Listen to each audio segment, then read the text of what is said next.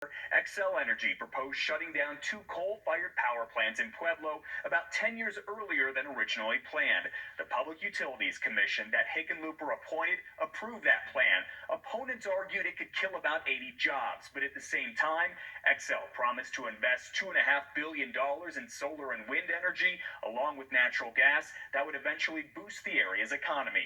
Washington, they're ignoring climate change. Truth Check says this is false, and here's why. Federal agencies are investing tens of millions of dollars in clean energy. In fact, just this year, the Department of Energy offered up to $125 million in grants for solar technology research. All that said, the Trump administration dropped out of the Paris Climate Accord and rolled back dozens of environmental regulations, including one from President Obama that forced automakers to create more fuel-efficient vehicles.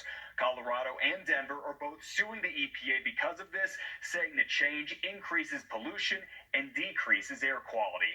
Let's get rid of the $43 billion in tax breaks for big oil. Truth Check says this is true. That money comes from two breaks. The first started in the mid-90s with a law that gives some oil companies a break in royalties for drilling in the Gulf of Mexico. The senator who pushed for it told the New York Times that break was supposed to be temporary, but the law ended up allowing companies to sometimes use that break for years, saving them more than $18 billion so far. The other $25 billion comes from the Tax Cuts and Jobs Act of 2017. It gave oil and gas companies that money in a one-time benefit and cuts their corporate taxes permanently by 14%. Hickenlooper supports eliminating both breaks for oil and gas companies. Focus on clean energy instead.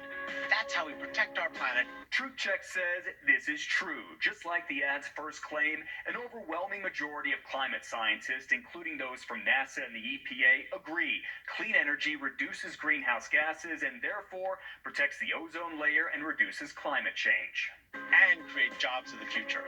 Truth Check finds this is also true. Almost 3.3 million Americans work in clean energy and outnumber fossil fuel workers by a 3-to-1 margin, according to a recent report from Clean Jobs America.